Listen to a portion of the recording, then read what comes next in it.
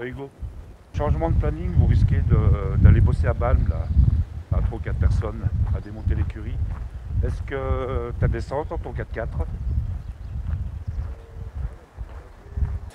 Ouais, ouais. Bon, bah, la montagne, bien sûr qu'on l'aime, moi un peu moins parce qu'avec la retraite qui se profile, je suis un petit peu fatigué du froid et du manque de soleil. Mais la montagne, elle nous a fait, mais je ne suis pas non plus devenu montagnard, hein. On est né ici, et on a vécu ici toute notre vie. Donc bah, la montagne, tous les gens qui viennent chez nous en vacances, ils trouvent que c'est magnifique, que c'est super. Quand on y habite, quand on travaille l'hiver dans le froid, c'est un petit peu moins évident. Mais c'est vrai qu'on a du mal un petit, quand même à s'en détacher. On va mettre les 3 panneaux là contre. C'est celle qui est derrière qui doit être protégée par le truc bleu là.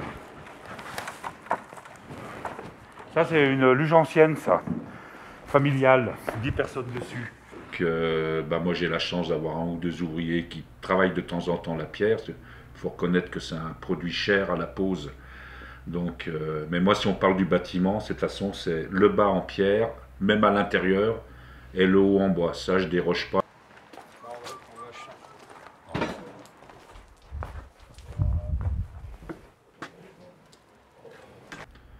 Moi, je suis déjà une génération où la vie était plus facile. C'est sûr que mon père était très dur, très caractériel, et puis ses parents encore pire, parce qu'eux, ils en ont vraiment bavé avant la première guerre ou entre les deux guerres.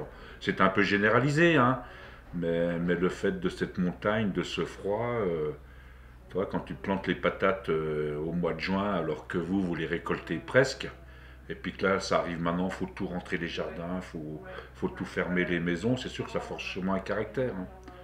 Là, maintenant, c'est sûr que d'être droit, d'être, comme tu dis, entre guillemets, un peu ponctuel, ou vraiment tu dis, tu fais, bon, j'ai peut-être la chance d'avoir ce caractère-là, entre guillemets. Peut-être que tout le monde n'est pas dans mon cas de figure.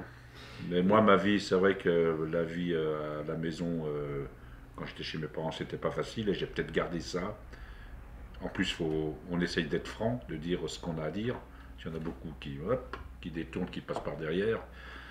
Mais j'ai aussi des responsabilités professionnelles qui ont fait que ben, si on dit quelque chose, il faut le faire. Si on ne le fait pas, ben, peut-être que j'en serais pas arrivé à ce stade-là.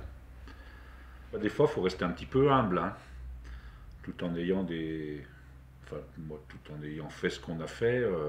C'est sûr, je peux arriver dans le bistrot puis dire là, c'est moi le meilleur, c'est moi le plus fort. Maintenant, il faut surtout pas jouer avec ça. Celui qui joue avec ça, il a rien compris. Ou il est plus dans la course. Mais alors, est-ce que c'est la montagne, peut-être, qui nous a. C'est sûr qu'on est dans un coin renfermé, donc on est tous les uns sur les autres, les uns contre les autres. Faire du rentre-dedans, ouais, ça peut être une solution, c'est sûrement pas la meilleure. On est dans le réel ici. De toute façon, si tu as une idée un peu fofolle, t'es vite arrêté par plein de choses, hein. Les conditions météo, la montagne, tu dis pas demain je monte au sommet de cette montagne si c'est en danger d'avalanche, tu vois. Donc tout ça, ça t'a bien mis à plat dans plein de choses, et c'est vrai que tu rêves pas trop, et tu te fais pas 50 000 illusions sur les choses de la vie, hein.